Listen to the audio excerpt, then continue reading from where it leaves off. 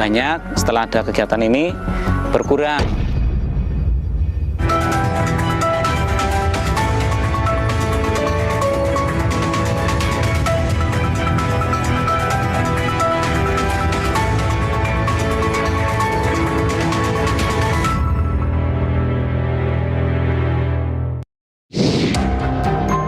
Program makan bergizi gratis tersandung dugaan korupsi. Mantan Kepala BGN Dadan Hindayana dan 2 mantan Wakil Kepala BGN ditangkap Kejaksaan Agung setelah penggeledahan kantor BGN. Intensitas kunjungan luar negeri Presiden Prabowo Subianto menjadi sorotan. Sejumlah pihak menilai frekuensi perjalanan tersebut perlu diikuti hasil yang nyata bagi masyarakat. Penggalian gubuk pasir untuk tambak udang di pesisir Kebumen berdampak pada konservasi penyu. Para ahli juga khawatir hilangnya fungsi gubuk pasir sebagai peredam angin dan penahan abrasi berpotensi tingkatkan erosi pantai. Halo saudara, selamat datang di 60 Menit Special Report. Membuka mata, mengungkap fenomena.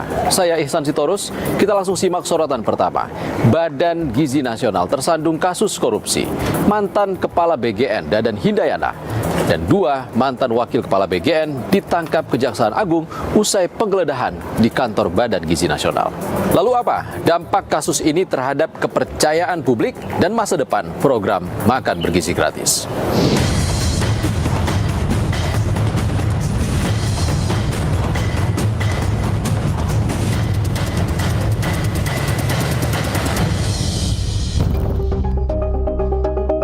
Mantan Kepala Badan Gizi Nasional, Dadan Hindayana, ditetapkan sebagai tersangka dan ditahan Kejaksaan Agung terkait dugaan korupsi program makan bergizi gratis. Penyidik Kejagung menduga Yayasan SPPG yang terafiliasi dengan Dadan Hindayana terlibat dalam skema mitra SPPG program MBG. Selain Dadan, 2 wakilnya yakni Sony Sonjaya dan Ludwig Pusung juga menjadi tersangka atas dugaan terafiliasi dengan Yayasan Mitra SPPG. Ketiganya diduga menerima insentif hingga miliaran rupiah per hari dari Yayasan Mitra program makan bergizi gratis. Bahwa program MBG tersebut seharusnya dikelola oleh yayasan-yayasan pada setiap sekolah.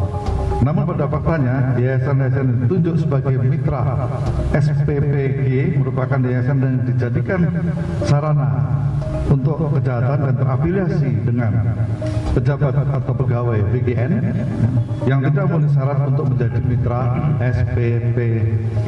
Namun tetap ditunjuk dengan cara dilakukan pengaturan verifikasi pada portal mitra BGN dengan adanya atensi dari tersangka.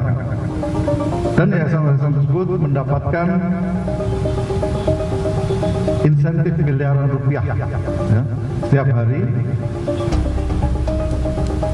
dan yayasan-yayasan tersebut terafiliasi diantara yang dimiliki oleh saudara DH, saudara SS dan saudara LP.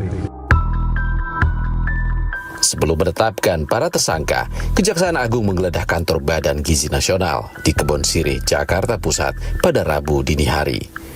Penggeledahan dilakukan untuk mengumpulkan alat bukti terkait dugaan korupsi dalam program makan bergizi gratis. Selain menggeledah kantor BGN, Kejagung juga menggeledah rumah ex-Kepala Badan Gizi Nasional, Dadan Hindayana, dan 2 wakil Kepala BGN, Sony Sonjaya dan Ludwig Pusung. Dari hasil penggeledahan, Kejagung menyita sejumlah dokumen dan barang bukti elektronik termasuk ponsel hingga laptop. Para mantan petinggi Badan Gizi Nasional juga diduga melakukan penggelembungan anggaran dalam sejumlah pengadaan barang. Di antaranya, pengadaan lebih dari 21.000 unit motor listrik, 32.000 pasang sepatu, dan 5.400 unit televisi yang diduga tidak sesuai ketentuan serta mengandung penggelembungan anggaran. Pengadaan motor listrik sebanyak 21.801 unit dengan total pengadaan sebesar sekitar 1 triliun rupiah. Pengadaan 32.000 pasang sepatu yang tidak sesuai ketentuan dan adanya markup. Pengadaan tablet sebanyak 31.000 sekian yang tidak sesuai ketentuan dan adanya markup. Dan pengadaan televisi 75 inch sebanyak 5.400 unit yang tidak sesuai ketentuan dan adanya markup harga. Menanggapi penetapan tersangka Dadan Hindayana, Presiden Prabowo mengaku sedih, namun ia tak ingin mencampuri proses hukum yang tengah berjalan. Saat ini sebetulnya saya sedih. Saya tidak bisa tutupi bahwa saya dalam keadaan sedih. Karena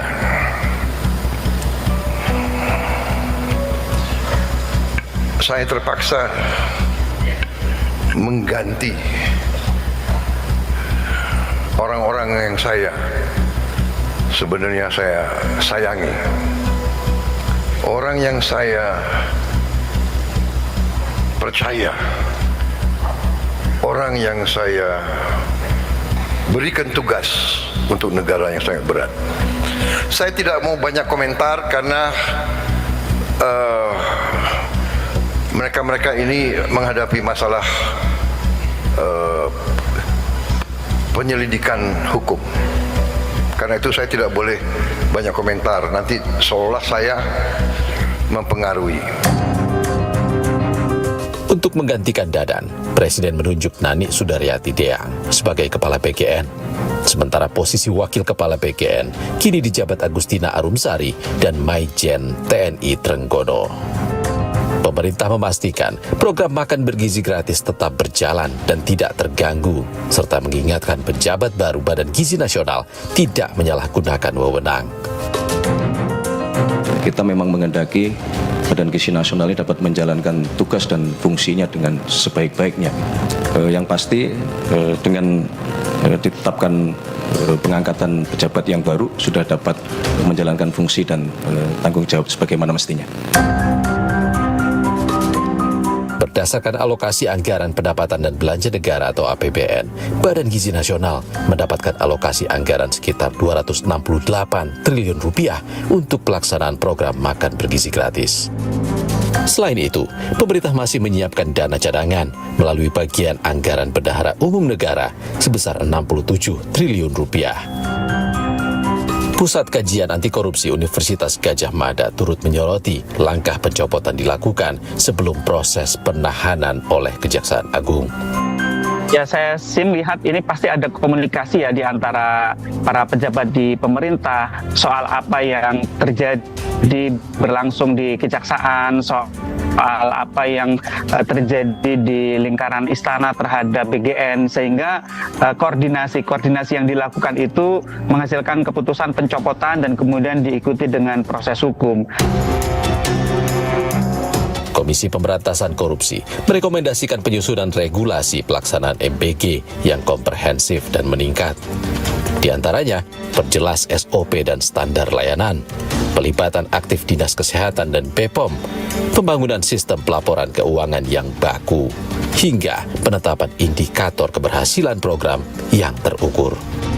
Dugaan korupsi yang menyeret sejumlah pihak dalam pelaksanaan makan bergizi gratis menjadi pengingat bahwa tantangan terbesar sebuah kebijakan publik bukan terletak pada perumusan program, melainkan pada integritas dalam pelaksanaannya. Saudara, intensitas kunjungan luar negeri Presiden Prabowo Subianto jadi sorotan publik. Lalu apa respon pemerintah? Selengkapnya usai jeda di 60 menit Special Report. Saya pikir beliau adalah diplomat hebat, pernah menjadi wakil Menteri Luar Negeri, walau hanya diberi kesempatan sekitar 3 bulan.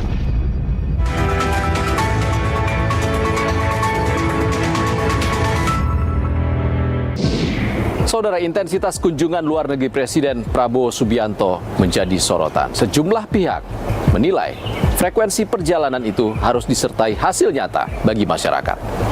Namun pemerintah menegaskan kunjungan itu penting untuk posisi strategis Indonesia dan menarik investasi.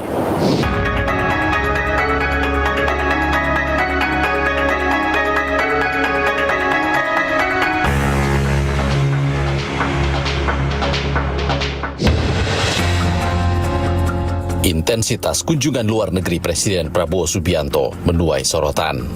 Diplomat senior sekaligus mantan Wakil Menteri Luar Negeri era SBY, Dino Patijalal, menilai frekuensi perjalanan luar negeri Presiden perlu diikuti hasil yang konkret serta diiringi komunikasi yang lebih terbuka kepada masyarakat mengenai manfaat dari setiap kunjungan. Saya mewakili komunitas hubungan internasional dan banyak rakyat Indonesia menghimbau Presiden Prabowo untuk secara signifikan mengurangi perjalanan ke luar negeri dan tidak menganggap remeh jeritan publik mengenai hal ini. Kami mengamati ada sejumlah kunjungan yang dilakukan secara spontan tanpa perencanaan dan tujuan yang jelas. Rencana kunjungan internasional Presiden secara garis besar perlu dipetakan setahun sebelumnya.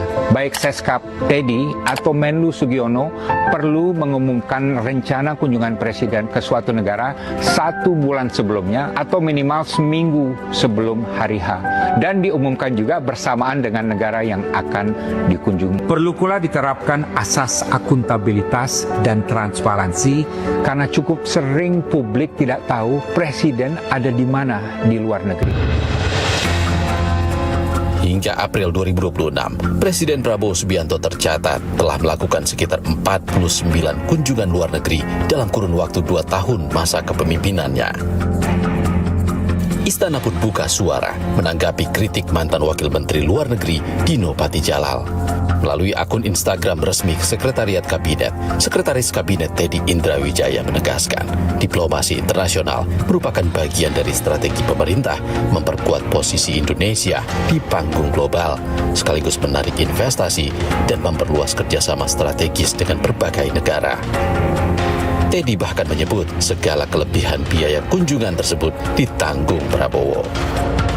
Karena saya di-mention oleh Pak Dubes Dino, saya mau luruskan beberapa hal. Sebelumnya, terima kasih atas masukan yang telah diberikan, sangat cermat dan terstruktur. Saya pikir beliau adalah diplomat hebat, pernah menjadi Wakil Menteri Luar Negeri, walau hanya diberi kesempatan sekitar 3 bulan.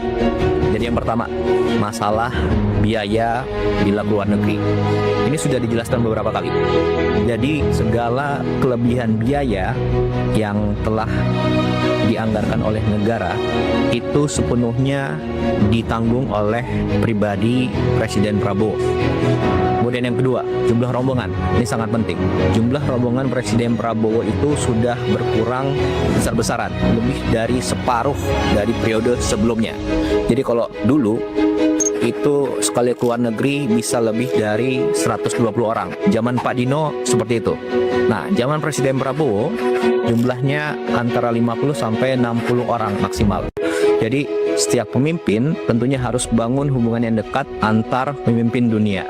Dan kita tidak bisa hanya mengandalkan saat krisis baru kita minta bantuan. Tidak, kita harus panen hubungan yang baik. Lalu bila suatu saat ada kondisi mendesak, kita bisa minta bantuan. Dan begitu pula sebaliknya. Jadi salah besar kalau dibilang hanya gagah-gagahan, seremonial. Jadi kita harus lihat apa yang sudah dicapai dalam 1,5 tahun terakhir ini. Sejumlah kesepakatan di bidang ekonomi, investasi, pertahanan, dan kemanusiaan diklaim jadi hasil kunjungan Presiden. Menurut Teddy, kunjungan Presiden Prabowo ke Jepang dan Korea Selatan menghasilkan komitmen investasi dan kerjasama ekonomi bernilai 575 triliun rupiah. Di bidang pertahanan, kunjungan Presiden ke sejumlah negara seperti Prancis, Amerika Serikat, Rusia, dan negara-negara Eropa disebut memperkuat kerjasama strategis dan modernisasi alat utama sistem persenjataan atau alutsista, termasuk pengadaan pesawat tempur Rafale, serta penguatan kerjasama pertahanan dengan berbagai mitra internasional. Sementara itu, kunjungan ke Arab Saudi pada Juli 2025 difokuskan pada peningkatan layanan penyelenggaraan ibadah haji, termasuk pembahasan pembangunan kampung haji bagi jemaah Indonesia. Dalam isu perdamaian Palestina, Indonesia terus menunjukkan dukungan melalui penyaluran bantuan kemanusiaan bagi warga Gaza, termasuk dukungan layanan kesehatan seperti pembangunan rumah sakit. Sementara itu, Menteri Luar Negeri Sugiono menegaskan, kehadiran Presiden dalam berbagai forum dan pertemuan internasional merupakan bagian dari amanat konstitusi, mengingat Indonesia adalah bagian dari masyarakat dunia. Secara konstitusi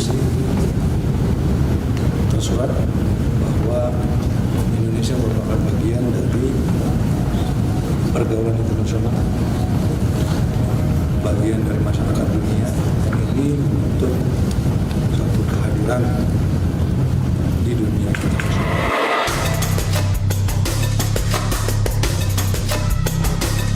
Ketua Komisi 3 DPR sekaligus Wakil Ketua Umum Partai Gerindra, Habibur Rahman menilai kritik mantan Wamenlu Dino Patijalal kurang etis. Habibur Rahman mengimbau Dino untuk menghormati pemerintahan Prabowo yang saat ini tengah menjalankan tugas dan program kerjanya. Dia bilang negara demokrasi, dia mengkritik, ya saya mengkritik balik beliau. Sejauh apa ya pemahaman beliau soal etika kita ya dalam konteks menyampaikan kritik seperti apa? Seorang mantan Wamenlu 3 bulan ya kan ya menyampaikan kritikan ya hendaknya lebih elegan. Analis komunikasi politik Universitas Padjadjaran Kunto Adiwibowo menilai diplomasi presiden penting untuk menarik investasi dan memperkuat posisi Indonesia di tingkat global. Namun, perlu transparansi agar tidak terjadi kerancuan antara urusan pribadi dan tanggung jawab kenegaraan. Ya, saya nggak tahu kalau levelnya presiden ya Mbak ya, tapi kalau saya sendiri seorang ASN, dosen di perguruan tinggi negeri, kalau saya harus keluar duit sendiri untuk penelitian saya, ya rasa-rasanya oke-oke saja. Tapi kalau untuk misalnya perjalanan dinas, kayaknya kok agak aneh ya gitu. Menurut saya sebenarnya secara prinsip kan untuk menghindari hal-hal itu ya Mbak ya, good governance, makanya ada akuntabilitas, makanya ada transparansi, dan yang itu yang sebenarnya kita butuhkan dari pemerintah. Senada, pakar kebijakan publik Yanuar Nugroho menilai perjalanan resmi presiden wajar dibiayai APBN. Namun ia menekankan pentingnya transparansi dan akuntabilitas agar tidak menimbulkan multitafsir terkait penggunaan dana pribadi untuk keperluan non-kenegaraan. Saya kira ini mencampur adukkan ya antara ruang pribadi dan ruang tanggung jawab sebagai pejabat negara. Ketika memang presiden melakukan perjalanan dinas atau melakukan tugas-tugas negara untuk dan atas nama negara, saya kira memang dia atau presiden memang mesti di-cover dari anggaran negara lewat APBN. Penggunaan uang pribadi, kalau untuk keperluan Bapak Presiden sendiri di luar urusan dinas, tentu saja tidak bisa dilarang. Tetapi kalau kemudian itu dikaitkan dengan kinerja sebagai penyelenggara negara, saya kira itu tidak benar.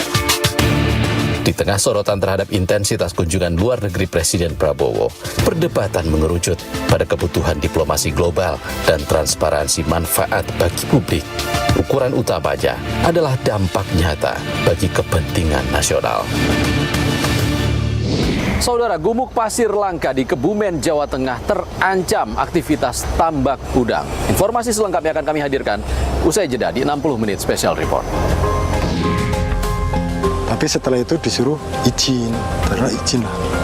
Itu bener-bener masih resmi, masih indah dulu, masih bener-bener alami.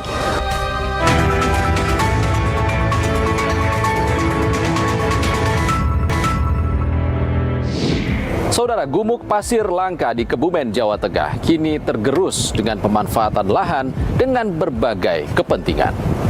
Badan Riset dan Inovasi Nasional pun mengingatkan keberadaan gumuk pasir sangat penting bagi ekosistem, sekaligus penahan abrasi serta tsunami. Berikut penelusuran jurnalis Kompas TV, Alivia Nadamali, dan juru kamera Rizal Wahyu Saputra.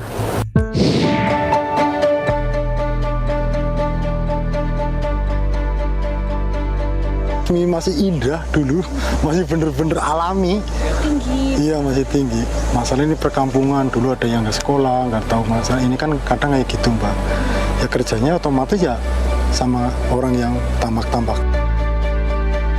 Karena ini satu-satunya gumuk lah di dalam kawasan Geopark Kebumen yang masih cukup bagus. Kalau itu semuanya rusak, ya tentu tidak ada lagi yang bisa kita tunjukkan. Dahulu gumuk pasir di pesisir Kebumen berdiri kokoh, namun kini hamparan eksotis ini perlahan hilang tertelan perluasan tambak. Bagaimana bisa?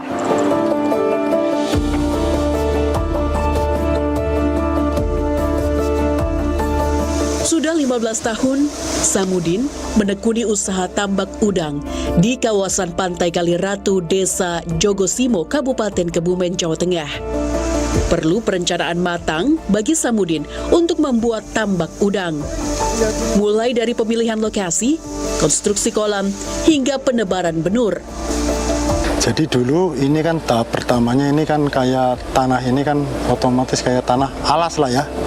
Ini alas semua. Saya datangin alat berat ke sini, ukur petakannya, luasnya, kedalamannya. Ini luas perseginya ini, yang sini ini semua putarannya ini 55 kali 40 luas tanahnya. Pria berusia 44 tahun ini bercerita, pada tahun 2022, lahan sewaannya diambil alih pemerintah untuk program budidaya udang berbasis kawasan atau BUBK. Ya masalahnya itu kan bukan punya kita, punya negara mungkin gak digunakan. Contoh itu digunakan bikin rumah sih. Jadi yang sebelah ini terbengkalai, yang situ sekarang bikin rumah-rumah itu sih buat pegawai dari BUPH sih. Samudin kemudian membeli lahan tambak udang tak jauh dari lokasi tambak yang disewa sebelumnya. Sayang, awal 2026, perlengkapan usaha tambak miliknya raib dicuri orang. Kini, Samudin menjadi buruh di tambak udang milik kerabat dan adiknya sambil kembali membangun ulang tambak miliknya. Masalahnya kayak gini, Mbak. Habis itu usaha ini saya tinggalin usaha yang lain, ternyata saya pasrahkan sama adik saya itu nggak bisa ngelola. Intinya kayak gitu. Samudin dan para petambak udang lain di Jogosimo, Kebumen memilih membuka lahan di Gumuk Pasir. Kondisi pasir yang gembur mempermudah proses penggalian kolam, sementara suplai air payau yang melimpah mendukung lingkungan hidup udang. Belum lagi mudahnya izin yang didapat. Samudin sadar, Gumuk Pasir di Jogosimo kian menyusut akibat aktivitas tambak. Namun ia beralasan warga telah turun-temurun menambak udang. Dulu malah nggak izin awal-awal itu, jujur. Tapi setelah itu disuruh izin, karena izin lah. Itu bener-bener masih resmi, masih indah dulu, masih bener-bener alami. Tinggi. Iya masih tinggi. Masalah ini perkampungan, dulu ada yang nggak sekolah, nggak tahu masalah. Ini kan kadang kayak gitu, Mbak. Ya kerjanya otomatis ya sama orang yang tambak-tambak lokalan, kayak gitu loh. Gumuk Pasir di Kebumen merupakan bentang alam langka yang berfungsi sebagai penahan abrasi pantai alami, pelindung angin laut untuk pertanian, serta laboratorium ekologis. Ia rumah bagi flora dan fauna pesisir, salah satunya penyu. Gumuk pasir itu ada dua pengertian. Ada yang menyebut sebagai sand dunes, gumuk pasir. Ada juga yang menyebut sebagai sand embankment. Jadi yang memanjang gitu, itu embankment, tanggul gitu kira-kira. Nah, apa yang kita lihat di Kebumen ini, ya, sepanjang Kebumen dari arah timur sampai ke barat, nah, ini sebenarnya lebih pasnya adalah sand embankment. Padahal di situ juga kita tetapkan di situ ada biosite untuk penangkaran penyu yang ada di sana. Berbeda dengan gumuk pasir di daerah gurun, di daerah tropis, material padat atau sedimen yang dibawa angin, serta vegetasi di sepanjang area gumuk pasir akan mempengaruhi bentuk gumuk pasir. Di Kebumen dan juga Parangtritis, gumuk pasir dapat berbentuk barkan atau bulan sabit. Di dunia gumuk pasir, barkan ditemukan di dua negara, Meksiko dan Indonesia. Ini memang bentuk-bentuknya menyerupai bentuk-bentuk berkan. Pola-polanya semacam itu. Ada beberapa yang masih terbentuk, misalnya di sekitar Mirit di sini, ya. Kalau di sini relatif agak kurang tidak terlihat, tapi di Mirit masih terlihat. Nah, itu membentuk bentuk-bentuk pola-polanya seperti berkan, kurang lebih sama dengan di Parangtritis. Cuma intensitasnya tidak seintensif di Parangtritis karena input di sana didukung oleh sedimen pasir dari Merapi yang setiap tahun ada aktivitas letusan. Karena keunikan dan peranannya terhadap ekosistem pesisir, tahun 2016, Badan Riset dan Inovasi Nasional BRIN mengusulkan agar gumuk pasir masuk sebagai bagian dari Geopark Kebumen. BRIN menilai keberadaan gumuk pasir Kebumen harus dilindungi. Sehingga ya kami mengusulkan tempat ini dulu adalah sebagai sekarang itu tempat ini adalah sebagai geosite nomor 42 yang sudah diajukan ke UNESCO Global Geopark. Nah, kenapa itu kita lakukan? Diharapkan dengan menjadi geosite ya itu akan terlindungi. Memang ada langkah yang kurang di situ, yaitu bagaimana dia bisa menjadi warisan geologi atau cagar alam geologi. Itu akan lebih kuat lagi, secara tata ruang lebih kuat. Sayangnya, saat Geopark Kebumen diresmikan oleh UNESCO sebagai bagian dari Global Geopark tahun 2025 lalu, bentang gumuk pasir Kebumen justru telah terkikis. Kondisi memprihatinkan terjadi di gumuk pasir kawasan pertanahan Kebumen. Luas gumuk pasir terus tergerus hingga 43,81% antara tahun 2015 hingga 2021.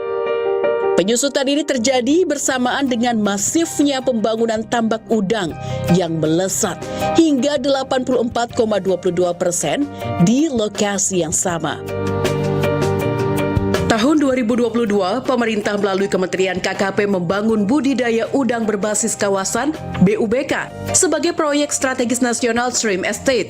BUBK ini diresmikan oleh Presiden Joko Widodo pada tahun 2023. Terletak di Kecamatan Pertanahan meliputi Desa Karanggadung, Desa Tegal Retno, dan Desa Jogosimo dengan luas kurang lebih 100 hektar. Direktur Jenderal Perikanan Budidaya KKP, TB Hairu Rahayu menjelaskan, pembangunan tambak udang berbasis kawasan di Kebumen memakai pertimbangan ekologi, terutama kelestarian ekosistem. Untuk melindungi gumuk pasir yang tersisa, BRIN melalui Husni berusaha mengajukan lokasi gumuk pasir tak jauh dari BUBK untuk dilindungi. Jadi, sisi lain bahwa bagi saya, ya, ini penting gumuk pasir ini untuk apa? Satu, untuk edukasi. Ya. Bagian-bagian lain dari gumuk ini sudah rusak semua karena ada aktivitas nambang dan lain sebagainya, pemukiman dan seterusnya. Nah, yang masih relatif bagus adalah di sekitar Jogosimo, kemudian di sekitar Mirit sana. Nah, kalau itu semuanya rusak, ya tentu tidak ada lagi yang bisa kita tunjukkan. Sisi lain pasti juga akan mengganggu ekosistem lah di situ. Bagaimanapun pasti akan mengganggu. Padahal di situ juga kita tetapkan di situ ada biosite untuk penangkaran penyu yang ada di sana. Wajib untuk diajukan menjadi warisan geologi atau cagar alam geologi. Ya, karena ini satu-satunya gumuk lah di dalam kawasan Geopark Kebumen yang masih cukup bagus. Nah, kalau dari situ tidak dilakukan perlindungan, ya, sementara sisi lain perubahan penggunaan lahan, pemanfaatan lahan untuk berbagai macam kepentingan semakin intensif, ya pasti akan merusak ini. Tak hanya soal pasir yang terkikis, keberadaan gumuk pasir Kebumen juga jadi bagian perjuangan konservasi penyu.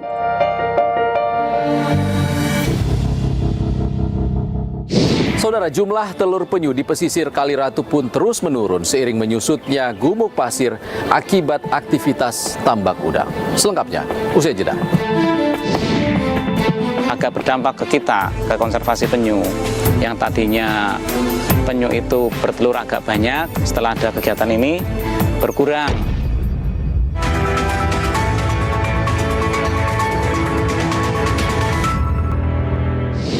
Penggalian pasir untuk kebutuhan tambak udang di pesisir Kebumen pun memicu kekhawatiran. Jumlah telur penyu di kawasan ini pun terus menurun seiring turunnya jumlah pasir yang merupakan habitat penyu di sana. Hilangnya gumuk pasir sebagai penahan angin dan juga abrasi semakin meningkatkan tingginya risiko erosi pantai. Tak hanya pasir terkikis, pesisir Kebumen juga menyimpan perjuangan kehidupan. Kawasan konservasi penyu Kaliratu kini jadi benteng penjaga kelestarian satwa langka.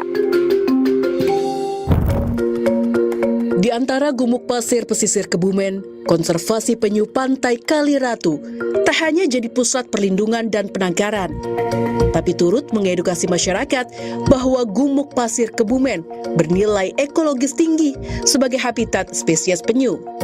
Kalau untuk kegiatan konservasinya kita ada luasan sekitar 5,5 hektar. Itu salah satunya adalah di sebelah sana itu adalah tempat edukasi. Kita punya tempat edukasi penyu. Terus juga ada pendoponya untuk kegiatan edukasi juga. Terus di sini ada kolam penyunya, kolam untuk menaruh penyu ketika sudah menetas dari sini. Dan di sini juga ada tempat penetasan telur penyunya. Oke, saat ini kita berada di tempat penetasan telur penyu. Dan bisa dilihat di sini, ini yang ada bambunya, ini adalah sarang telur semua. Dan ini sudah menetas. Pasir kering ya. Secara natural Mereka akan naik sendiri biasanya. Oh gitu? Iya, mereka akan naik sendiri. Ini udah ada yang menetas ini, mulai menetas.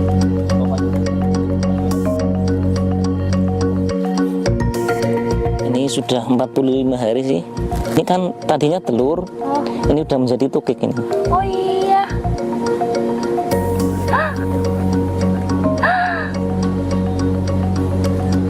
Nih.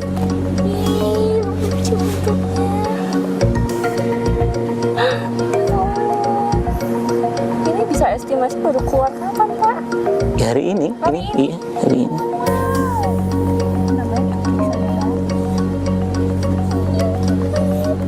Belum menetas semua sih, tapi sudah ada beberapa yang menetas sih. Ini ada lagi.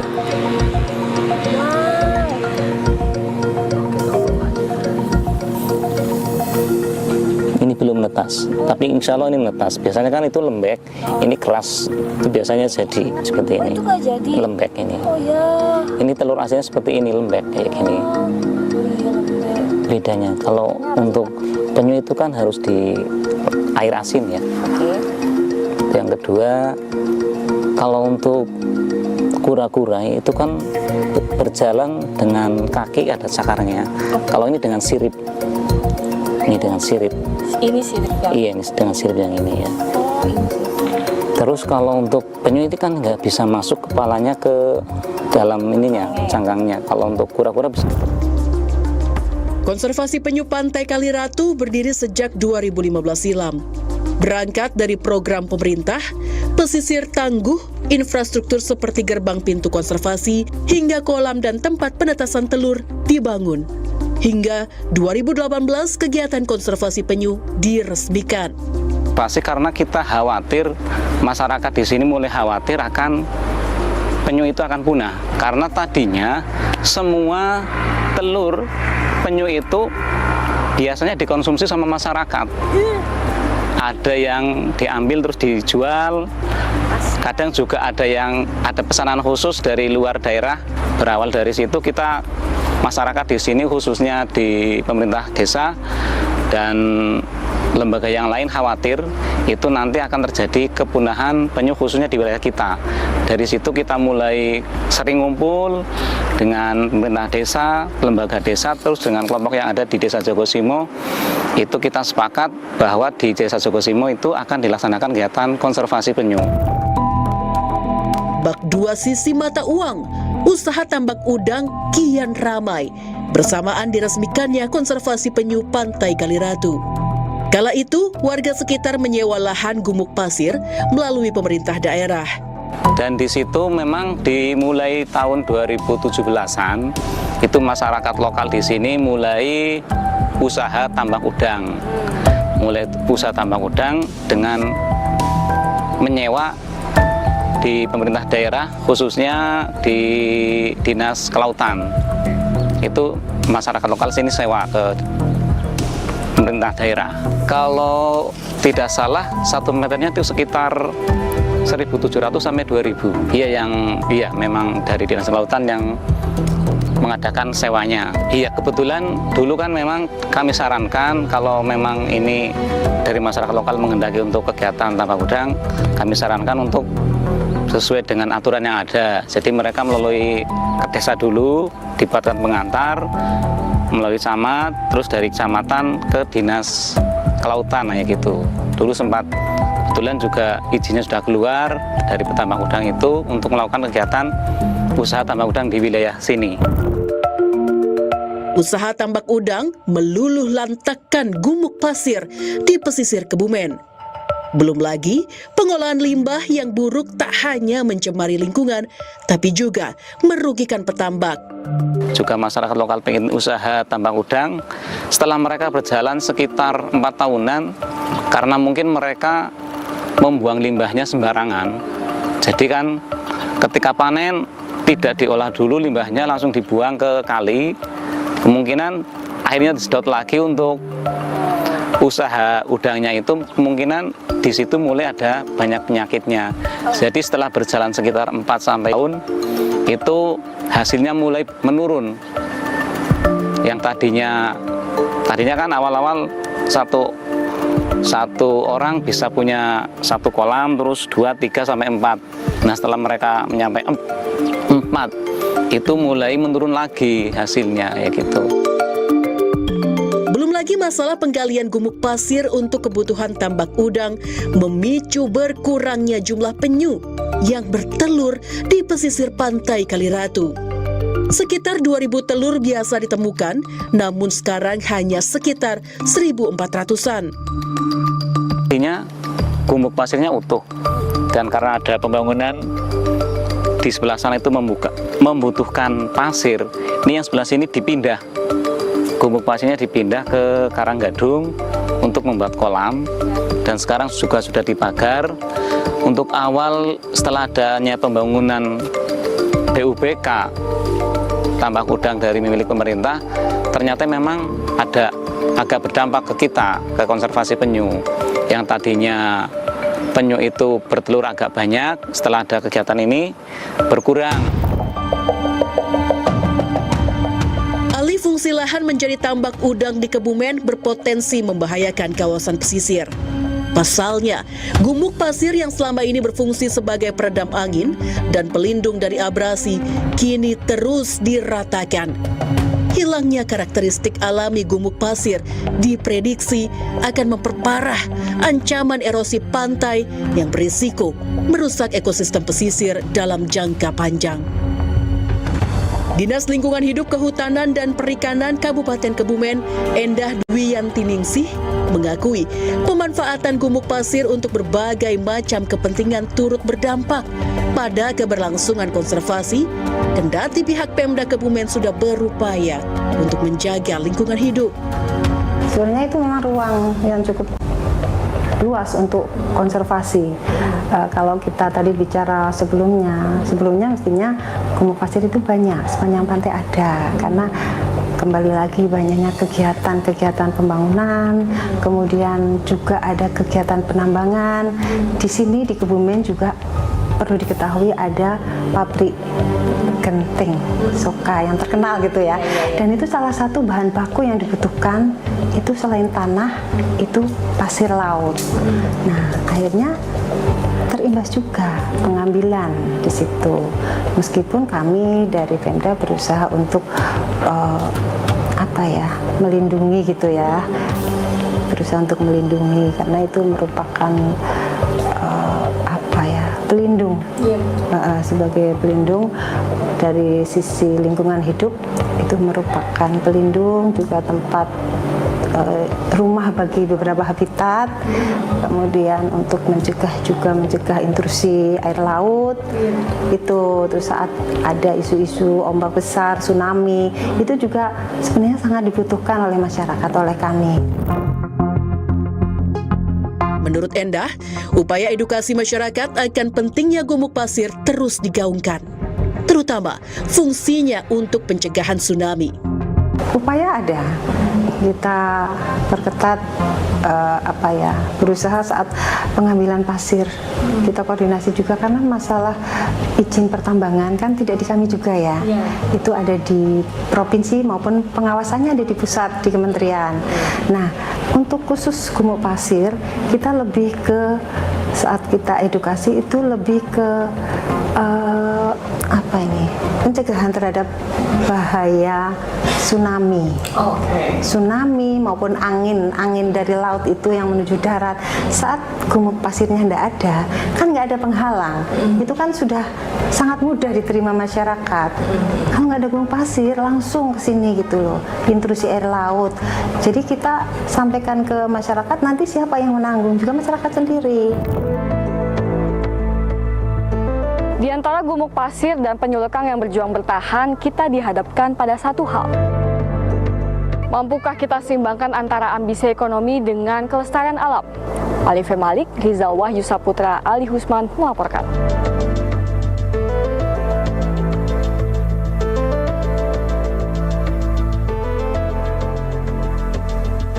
Saudara, kami tutup 60 menit special report edisi kali ini. Terima kasih sudah menonton. Sehat selalu. Sampai jumpa.